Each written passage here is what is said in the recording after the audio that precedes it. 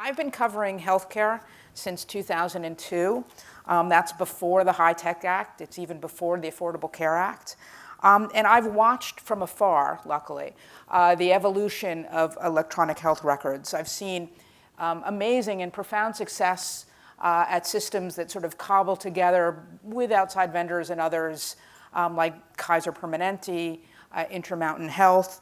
But I've also seen EHRs become basically billing tools, really where the primary purpose is to allow doctors and hospitals to bill what they would say adequately for their services and what others might think might be more than adequate.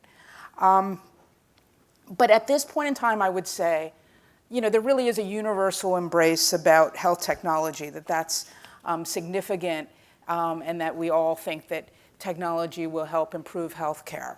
But I think, as I'm sure all of you do, I get pitched constantly by startups, existing companies talking about the latest app, how technology is going to revolutionize this.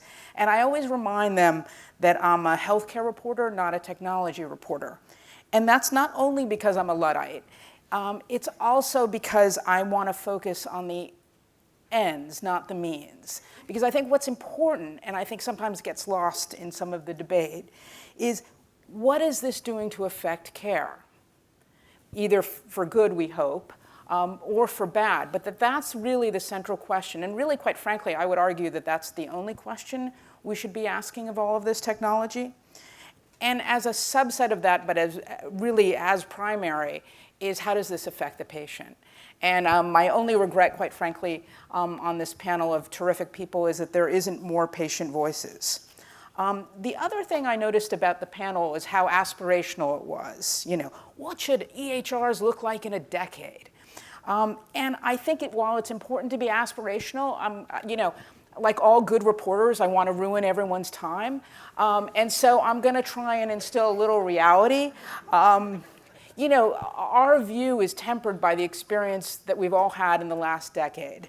And what's interesting both about this poll, and I think actually what's interesting, I would argue, about all of the stakeholders, whether it's patients, physicians, nurses, vendors, health systems, is how frustrated they are by the EHR. And the frustration is the fact that the technology doesn't seem to have lived up to its potential. And I think that that's actually just important to remember as we talk about what we should think about in terms of the future. The other, of course, cautionary note I'll raise is sort of the hype surrounding all of this. And I don't have to say anything more than Theranos for you to all understand. But again, I think the focus should be on how EHRs are used now, how well they work, but also, very importantly, will doctors, nurses, and patients be able to take advantage of their capabilities? Because that's an important piece that is often missing. And I take your advice. As much as I like finger pointing, I think it's important to think about the next decade and how not to just end up spending another 10 years pointing fingers about, well, the docs could never do this, the vendors are just crummy, the government is messing us all up. But in fact, think about how do you, in fact, achieve the potential. So now I'll introduce our speakers. First is Dr. Amy Abernathy, and she's the Chief Medical and Chief Scientific Officer at Flatiron Health, a technology company specializing in oncology. And some of her prior fame is a professor of medicine at Duke University, where she also ran, among other things, the Duke Cancer Care Research Program. And please come join me, and then I'll ask you all a question. And then Taylor Davis, the Vice President of Analysis and Strategy at KLAS, who works with providers and is most recently involved in something called the ARCH Collaborative, where he has the unfortunate joy of listening to 100 or more provider organizations all all speak genuinely about their concerns. And then Dr. Miner. Now, Lloyd Miner, I would like to say this is the first time I will be able to say someone who needs no introduction. Judy Murphy, the Chief Nursing Officer of IBM Global Healthcare, former Chief Nursing Officer, and among other things, the Deputy National Coordinator at ONC, Dr. Donald Rucker, the National Coordinator of HIT at the Health and Human Services, and also the former Chief Medical Officer at Siemens Healthcare USA. Amy, I'm going to start with you. Isn't that fun? And actually, what I was very impressed by was that you have had a variety of roles. I mean, you're an oncologist, you're a researcher, and you've had some experience with systems outside the U.S., but in Australia. And I think one of the questions I have is, I think one of the concerns about how the EHR has evolved is that, again, its main purpose was billing, I would argue. So looking forward, should the primary goal of the EHR be to have the individual doctor treat an individual patient, or is the primary goal to be able to gather information for research? And do you see those goals in conflict? How do they dovetail? So as I think about the primary goal for the EHR as a tool in our clinics, really it needs to be a tool that helps us take care of patients. And I think that's sort of this fundamental problem we need to focus on. As a person who sits currently inside of a tech company, I recognize that when we build software for the specs at hand, and the specs have been predominantly around billing. Mm-hmm. I mean, if you look across the United States, the predominant decision-making around which EHR to purchase was made more at the CFO level than it was with the chief medical officer of an organization. And so, we are seeing a world where software has been built to the specs at hand, and I think it's up to us to envision a different future that's much more around doctors and patients working together and then building that software to solve for it. But I put one point of caution out there, which is that right now doctors are not the ones making the decisions about what systems to buy and what systems to push forward. And so those two things are not in sync. Okay. Taylor, again, I said you had the joy of listening to all the providers, and what a joy that is, I'm sure. But sorry. But it's really important, again, I think that there is this, like, who's using it, how are they using it, and obviously we've just seen this poll about, again, some of the things that the primary care physicians would like to see. What are you hearing from the folks that you're talking to about what they want from an EHR? No, that's a great question. I'll talk a little bit louder. God has blessed me with a loud voice. Here we go. So we've had 109 organizations, mostly from the U.S., but 7 outside of the U.S., in the U.K., Australia, and Singapore, who have participated in an end-user satisfaction survey that has gone out to all of their independent care providers and oftentimes their nurses. Several organizations who are here today have participated. The bad news is that primary care is the most satisfied specialty of pretty much all the specialties. So we've collected over 20,000 perspectives from independent care providers. The exciting headline that I'm excited to report today is that there's huge variation between organizations. And that is a really, really critical thing to note. Thank you. Sorry about that. Maybe I turned it off. Is that better? There we go. Here we go. I'm sure you can hear me in the back. I know my voice. What's really exciting is that there we go. Yeah. What's really exciting is that there's huge variation between organizations. So while less than half of physicians, and we have almost 20,000 who've responded, less than half of physicians feel that their EMR enables quality care. We've come across a half dozen organizations where their physicians, over 75% of their physicians, feel that the EMR enables high quality care.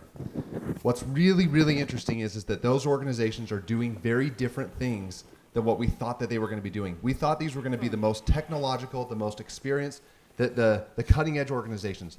Instead, these are organizations where their physicians highly value their training. They know the limits of their EMR, and they've taken more time than your average organizations in training. These are organizations with high teamwork. And these are organizations where physicians realize that it's a myth that the EMR is going to be intuitive enough that I can just pick it up and use it out of the box. And these are organizations that are realizing that if they have rapid optimization around their EMR, which was the lowest satisfaction area in the Harris poll, that they can really progress very quickly with it. And they are not organizations with high utilizations of voice technology. They're not organizations that are necessarily on the newest version of their EMR. These are not organizations that have some sort of whiz-bang technology solution that are making them successful. They're using change management to get there. So anyway, some very exciting, that's why it's been so exciting and rewarding to listen to these organizations, because we've learned a lot about what is the EMR as we talk about 10 years in the future. What is the profile of a really successful organization? It's not their technology, it's their change management. That's interesting. Lloyd, I mean, I think you view the potential of EHRs as a way of really sort of changing the way we deliver medicine. And so I'm interested in really what you find most exciting right now. I mean, where do you think we'll see the most change? And I'll note both the time you predicted and what you predict. But well, I think there are really two areas. One is building upon what Taylor said. It's not just the interface with the EHR, but really rethinking the role of the EHR and how it can be a useful adjunct in the actual care delivery process. And that means in decision support, so that people don't have to remember the symptoms associated with this syndrome that I described, that instantly there's support for providers in making decisions, and that we can really use technology to enable and further the relationship between care providers and patients. That's one area. A second area is that there's a huge amount of data oftentimes trapped within the EHR today, and how can we democratize that data in a way that it can be amenable to the type of AI machine learning approaches that in so many other sectors have yielded transformative impact. And there's an absolute need in medicine today to improve our value, that is better quality for lower cost. And we've already seen in the examples where we have drawn out information from the data that exists, how that process of value enhancement can be furthered by appropriately used EHRs. But I also have the sense we've only scratched the surface, and there's so much more we could be doing. So both in terms of the interaction between care providers and patients, viewing EHRs as adjunctive and contributory in a positive sense of that, and in enabling the type of analytics that we know are going to help to transform value in healthcare today. Judy, you're next. You've worn also a number of different hats, and I'm interested, you were part of the federal government's efforts to shape the EHR. You've been at health systems trying to actually use the darn thing, and you are now working at IBM. I'm really curious where you see, I mean, after what has been really a decade of finger pointing, where do you see the most traction in terms of people working together to actually achieve something? Yeah, so I think the largest area where I'm seeing traction is using the EHR in more of an ecosystem. In other words, not putting everything in the EHR, but thinking of it as a core tool, but then surrounding it with other systems that might be able to support it. I think the other thing is, you brought it up when you had your opening remarks in terms of, what's the purpose of the EHR really? And we talked about the fact of patient care. So we can't forget that it was the EHR that launched the capability of patient portals. And that has been a huge boon to the way we think about care in the United States, because it has brought patients in. It's not just cracking the door and saying, let's get you engaged in the things we happen to let you get involved in. But in fact, it was engulfing them and saying, we're going to give you your lab results. We're going to let you look at your x-ray results. We're going to open our notes to you. And I think that has done more for that idea that this is about the way we live and not about our episodic encounters in an acute care organization. And that's what I think is the power of the EHR right now. Don, I know you also have industry background, and now you're at HHS. And I'm interested in where you see the federal government, moving ahead to try and make it easier, to make it, EHRs talk to one another, or reduce or increase the regulatory burden as it may be? Well, let's see. It's the Trump administration, so increasing the regulatory burden is not on the agenda. It's interesting. So I went into this business to have EHRs do automation, so that we sort of forget they're actually computers, right? I mean, what other industries use computers to make more work for itself? We have a campus, literally built on automation, and yet medicine is the one holdout in a funny kind of way. And so I think the 2028 vision is really sort of enterprise automation, right? Because the real issue in American healthcare is affordability. At least, I think that's, if you went out to the public and asked them, that's the real issue. We are a very labor-intensive operation. I did a study looking at phone calls when I was at Ohio State, and of the 130,000 phone calls a day at that institution, 800-bed health system, roughly half were 60 seconds or less, right? So they're exchanging one fact. Tell me that some large chunk of that's not automatable.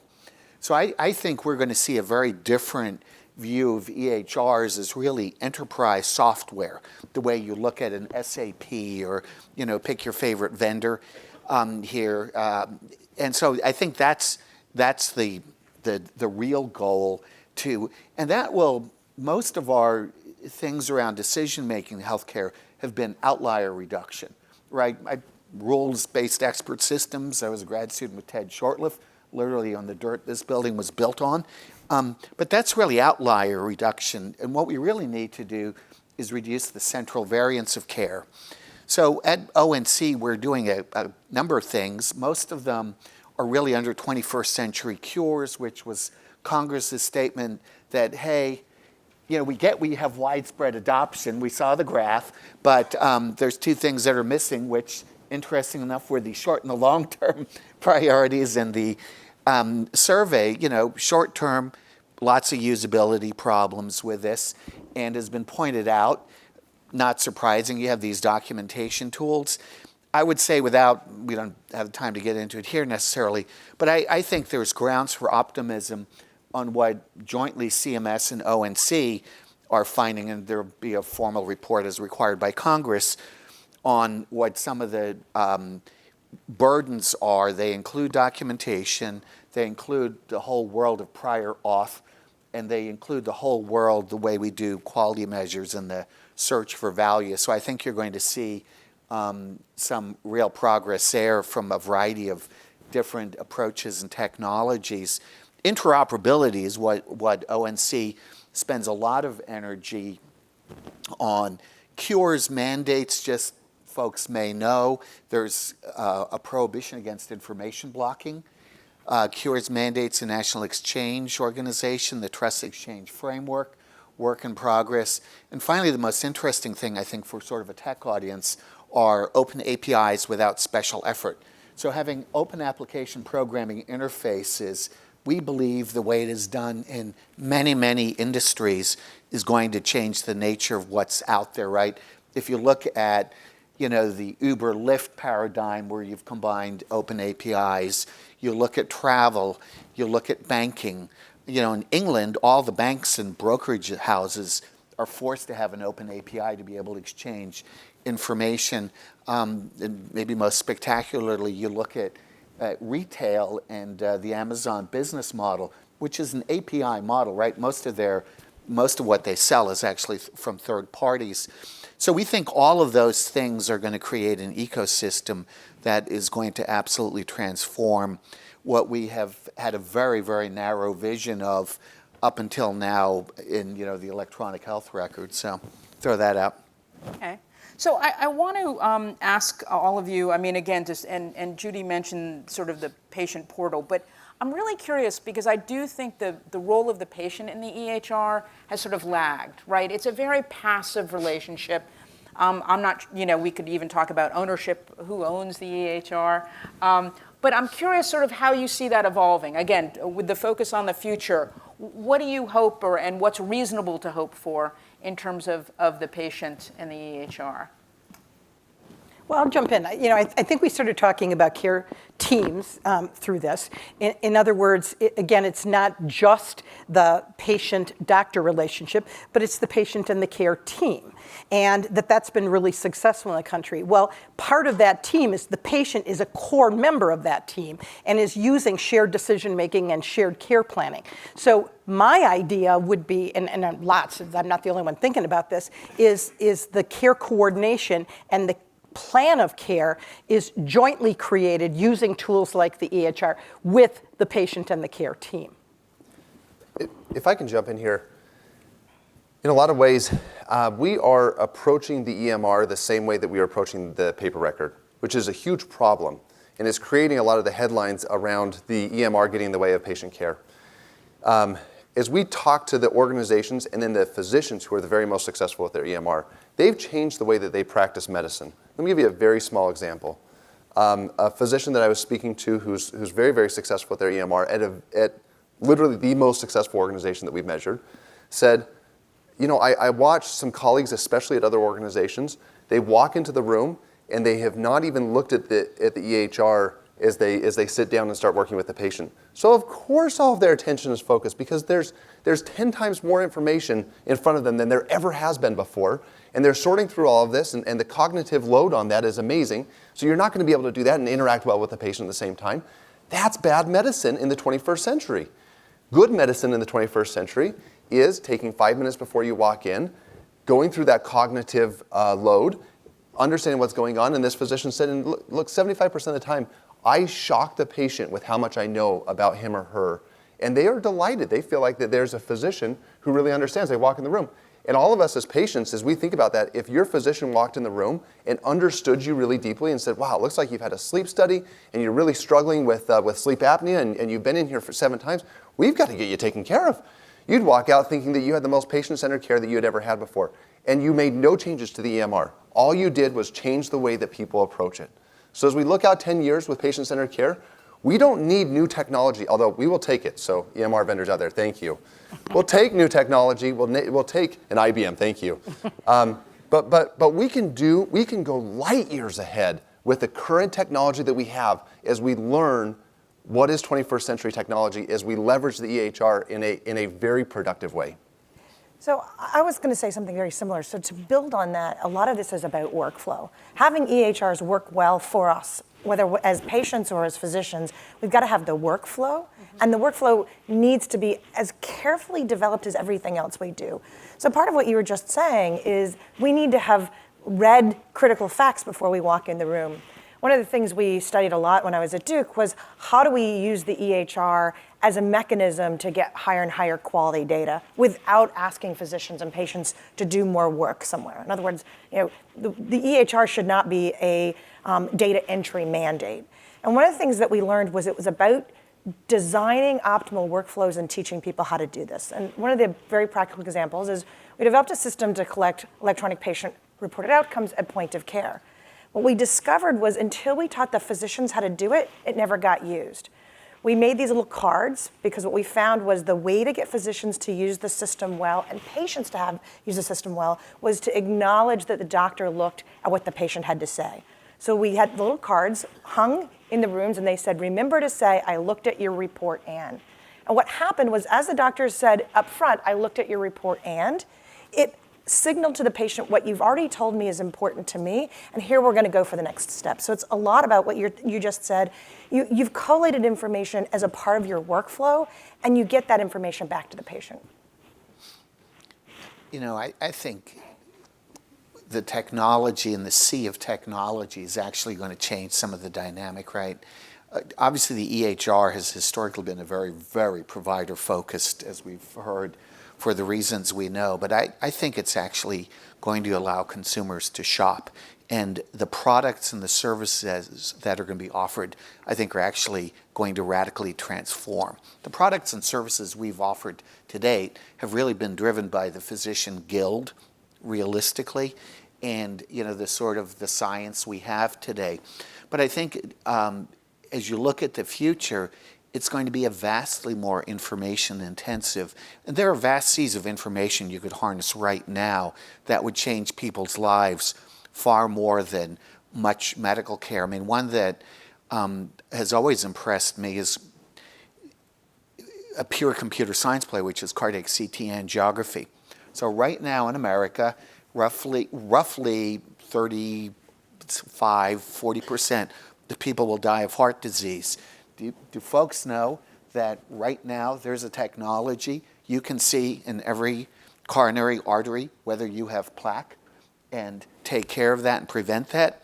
Now, in a current non-market, there may be a very fancy list price, but when you think about $1 million computer and $1 million installation and 10 minutes of enterprise time, the real cost of that is $100. That will be digitized. The EMR will be digitized. The services are going to morph. So I think it's going to be very, very exciting to see that. And then some of the more esoteric things, the machine learning, all of that will piggyback off that broader consumer involvement the way it does in other industries. So I think it's going to be very different than an EHR-centric view of the world. But does that mean, just to follow up, and it segues nicely, thank you, to my next question, which is, going back to basics, what do we expect the EHR to do? I mean, is there a danger that even though we're talking about all of the ecosystem, we want to sort of pile it all on the EHR? And, all of the surveys, et cetera, suggest, burnout, overload.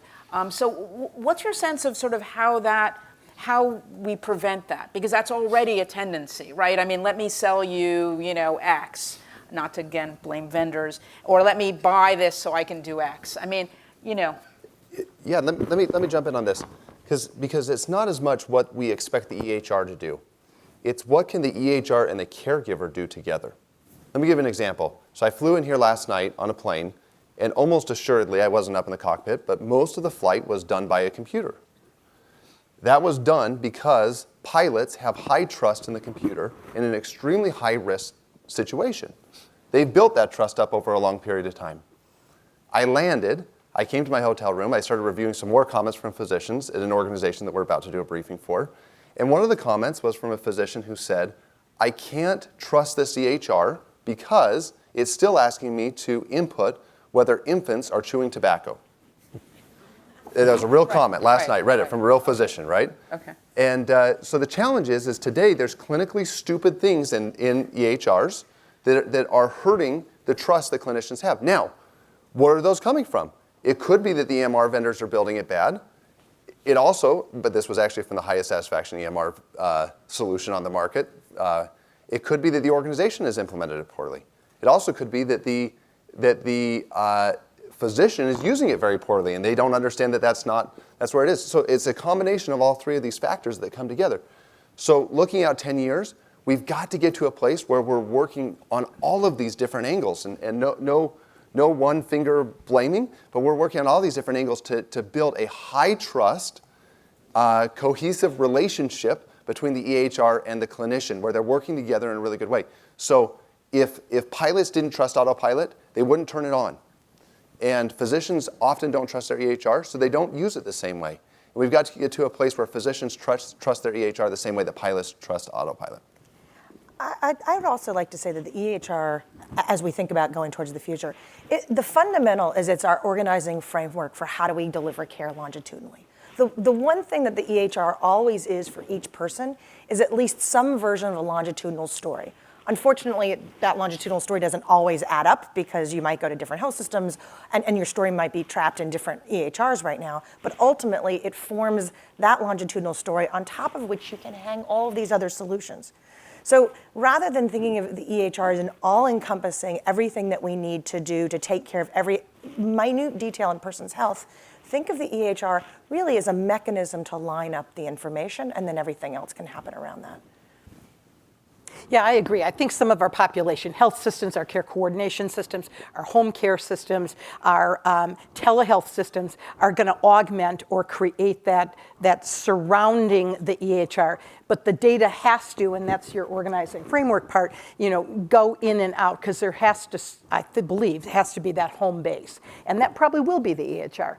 But again, we all have used that term ecosystem. There will be other systems that will feed it. And the APIs are great. Right now they're mostly reads. The writes are slow in coming, but it has to be both. The reads and the writes, so that you are really creating the interoperability that we need. One thing I'm curious about, because the pilot analogy struck home, and here I get to be the pessimistic reporter. So if the autopilot had started out perhaps as badly as EHRs, I mean, a whole generation of pilots, and maybe another generation of pilots, would have just said, hey, forget it. And I know actually in some of the consumer tools are so poor, quite frankly, I'm like, yeah, shopping. Yeah, good luck with that. So where are we in terms of physicians and EHRs? I mean, have we, to what extent is there how hard will it be to, I guess, build trust is my... Well, I think, especially if we nail some of the interoperability things, which we're pretty confident that there's a series of tools around now to do that didn't exist as recently as 10 years ago. I think when you have that, there are going to be more options for getting data in and out of systems, which is really sort of where the frictional cost is sitting. And I think there'll be totally different ways of conceptualizing this. That's the nature of APIs, is they change where the computing and where the interface is.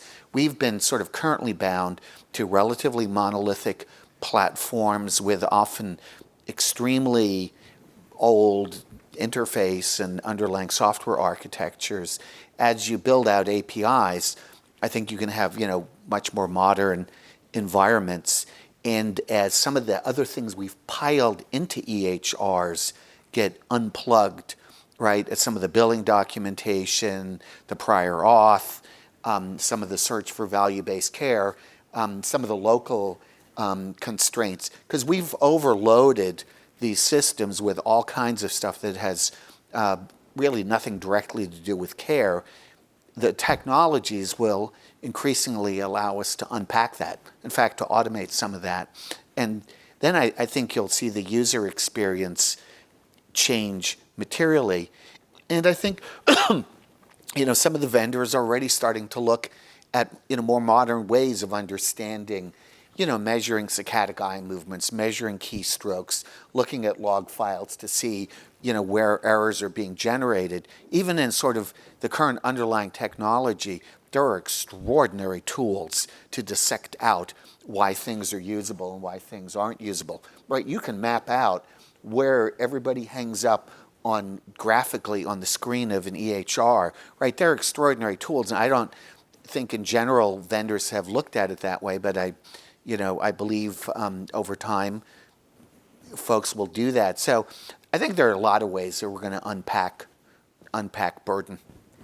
I'd just like to add that in building trust, I see this on two sides. So at Flatiron Health, we make an electronic health record. So I sort of come at this from one side where I can tell you what generates trust and where we fall down. If you build software and then have releases that are buggy or that slow down care or that otherwise don't meet the needs of the core audience, you'll hear about it right away. And if you have major releases that are buggy, you're gonna erode a lot of trust quickly.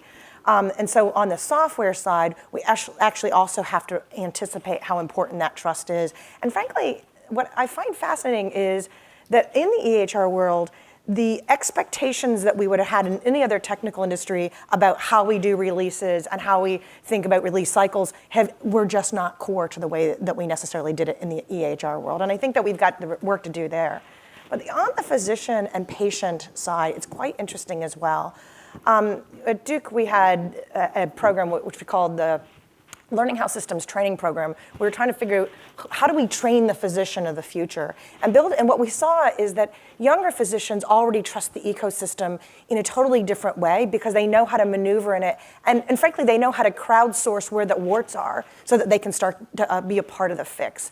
And so I think we need to think about the physician of tomorrow and harness that energy bring some of that into everyday medicine right now, but also anticipate the physicians of tomorrow are going to be different and know how to trust the system and make it work for them differently. And patients of tomorrow are the same. They're going to make it work for themselves differently too. And if I can build on what Amy's saying, I think a really critical thing is I trust what I understand. Right. So if I was getting on a plane, and I'm kind of a nervous flyer anyway, so if I was getting on a plane and I heard a pilot say, "Stupid computer system, it's not my job to know how to use this computer system," I'd turn around and walk back out off the plane, right? The challenge is that, and this is an unpopular thing to say, is that it is common clinical culture today that it is not my job to understand how this computer system works. The challenge is, and frankly, most organizations require less than 4 hours of training for new physicians on enterprise software. And enterprise software in every other industry, as you talk about, requires a lot of education to understand its limits. And we're going to need to know those limits even more into the future so that I know whether or not my EMR is going to help me with the diagnosis of hearing my eyeballs move, or should I not expect it to help me there? I need to know what those limits are, and I need to understand those. And that's going to take some investment from the clinical community and from provider organizations to make that available for their clinicians to be able to really understand what they can expect and what they can't expect if we want to get to the point where the EHR is a counselor to us in our care. I also have to comment on consumerism, just to jump on that. 10 years from now, I'm not exactly sure what we are all going to expect from our health systems, but I'm pretty sure it's going to be different than what we expect today. We're not going to walk into a hospital not knowing how long we're going to be there, how much it's going to cost, who's going to touch us, when we're going to get a chance to leave and go anyway. I mean, what other aspects of our lives do we do that kind of stuff? Nowhere. And so our experiences in healthcare are going to be colored by our experiences in purchasing retail on Amazon or taking a ride with Uber. And people are starting already to say, I don't understand why you don't have my allergies.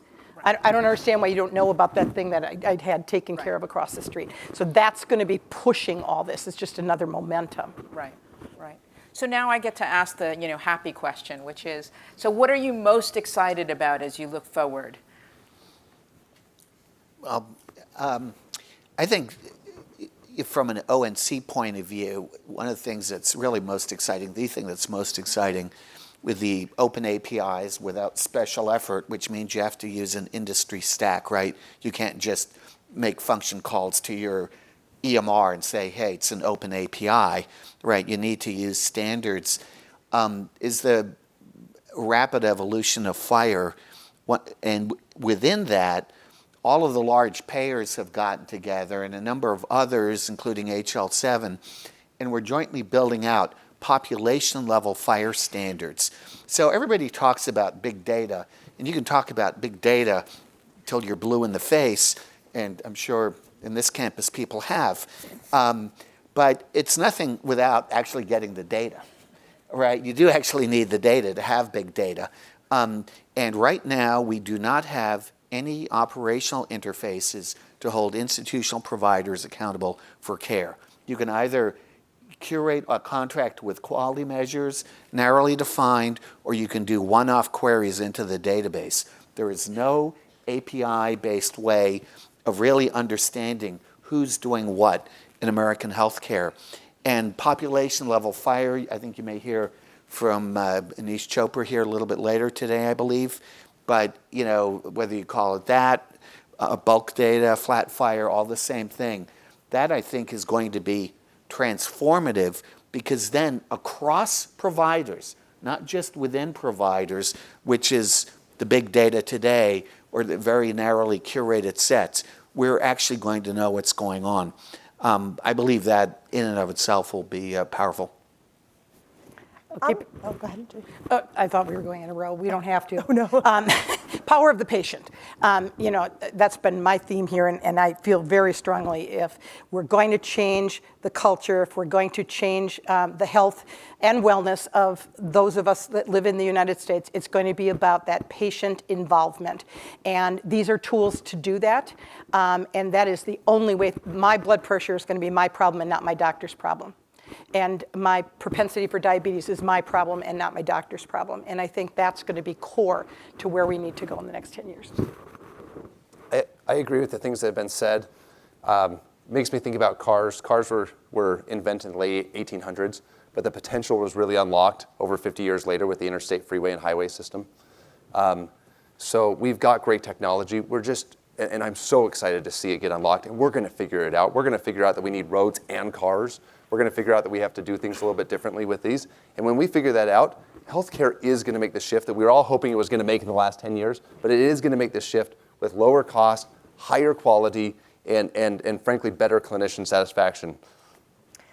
So I'm excited about the fact that as we put this together, we're going to have data that really give us answers that we need. It's, we can think about a whole bunch of different ways that we get there in terms of data aggregation and interoperability. But when that happens, what we can see is, really powerful.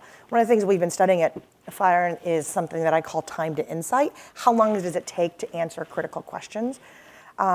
It used to take us, say, 14 to 17 years to go from clinical trials to ultimately widespread use. We're now seeing things shrink to 18 months, and we're able to follow the patterns of care across the country and then get that information back to doctors. And what I'm seeing is that as the physicians and patients see the power of that information, they actually want to participate and get that better. I would just echo what Judy said, empower the patient. I would take it perhaps one step further to say power of people, patients and also healthcare providers, that I think we can dramatically improve health in America and the world if we leverage EHRs to achieve what we, I think, inherently know they can achieve in enabling more effective interactions between people and healthcare delivery systems, and enabling all of us to really be focused on value-based care, because we're armed with the data to understand what we need to do to achieve better value in healthcare. Well, thank you, everyone. This was great. And now it's my pleasure to introduce the next moderator as we leave Dr. Christopher Sharp, the Chief Medical Information Officer at Stanford Healthcare. The preceding program is copyrighted by the Board of Trustees of the Leland Stanford Junior University. Please visit us at med.stanford.edu.